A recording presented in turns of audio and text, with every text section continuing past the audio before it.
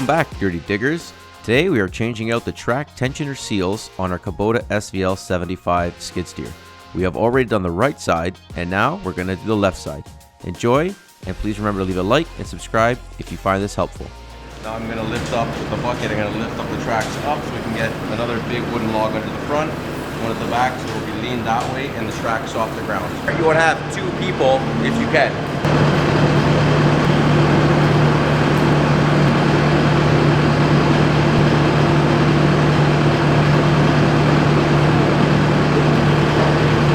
You're going to want to be sure to put the safety on whatever machine you're working on as you got the bucket up in the air. So always make sure you lock that up before you start doing anything else. You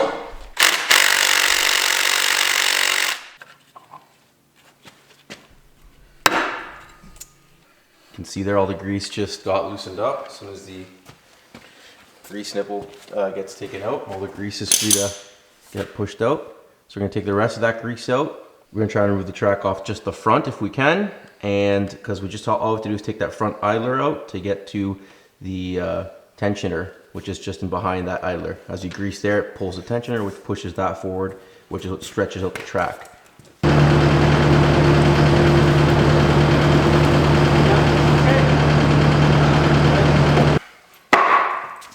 Alright, so easy, quick way to get all that grease out, and now muscle and technique.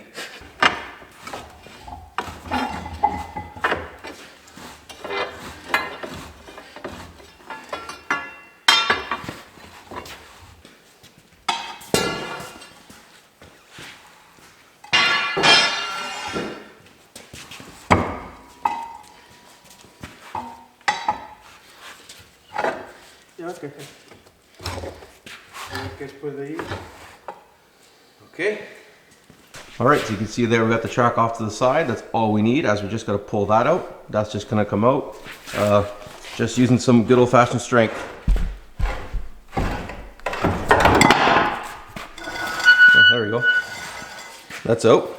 Now the tensioner piece, which is all the way back in there, we got to get it out, and usually try and clear some of this grease out of the way so you can see it, and then it's just in the back there.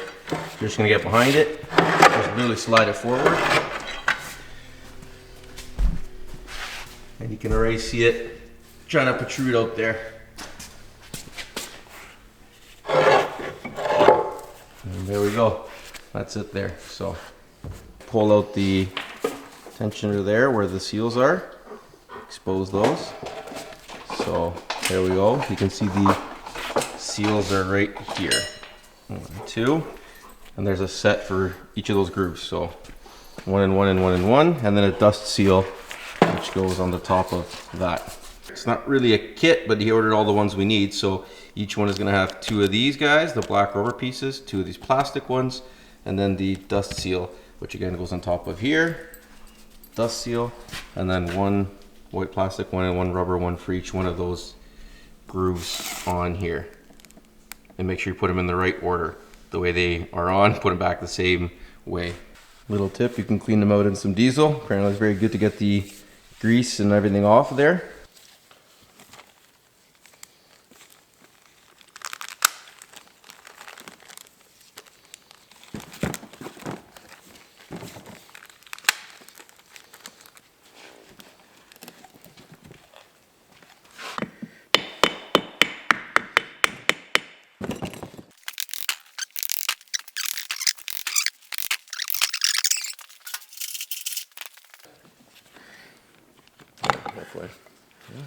You got it. So you got to make sure you put it back the correct way. So in this case it was with this hole facing up, so the seals are going to go in first, and then we're going to put our dust seal on afterwards. Found out from doing the other one that it's better that way, in this case anyway.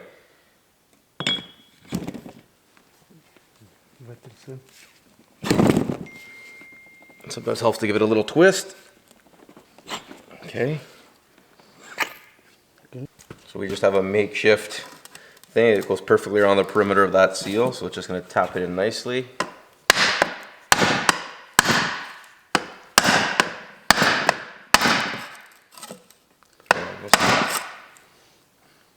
Yeah, I think it's good. Yeah. So you don't want to hit it directly on, as it could cause damage to it. So that one's perfectly even all the way around. It was just a plastic pipe, and that's it. It's on. So now we start putting it back together. This hole over here, where the grease, you see the grease coming out, that hole you have to make sure you put it facing outwards on the hole where we unplugged this. That's where all the grease came out when we originally unplugged it. So make sure that goes back the way it is so we can put the plug again.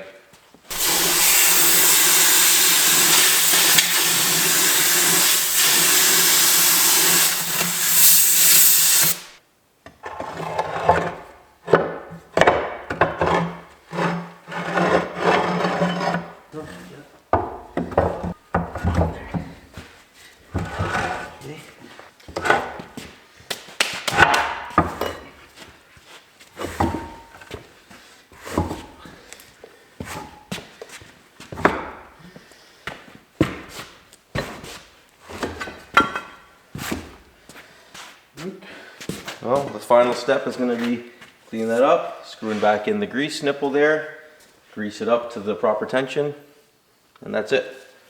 I'm sure most of you watching this already know, just in case you don't.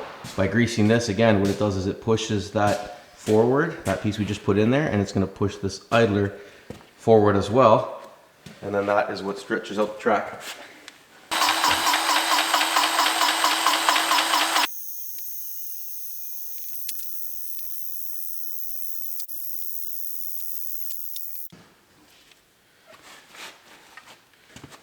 Alright, so you want to get this stretched out. You don't want to go all the way until it's too tight. You can cause damage that way, so get it till it's pretty close, usually ½ inch to an inch or so, and then like to run it for a bit, and then in case it does loosen up from all the grease we just put, you can top it up then, but try not to go too hard on the grease till it's super tight. Just leave it pretty tight, but just a little bit of play still in there. So now we're going to go ahead and put our plate back, take this one out of here, and that one's done.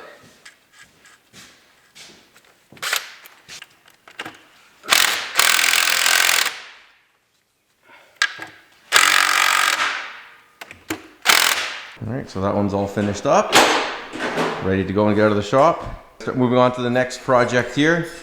Found out it was leaking oil from, I believe, a hydraulic hose. There was another one in it that looked pretty rough, so we changed both.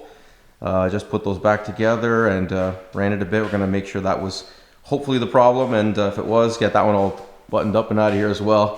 Which one do you think was easier? Which side? First or second? The left side. The left side? All depends. Usually it's the right side, but we're more left-handed.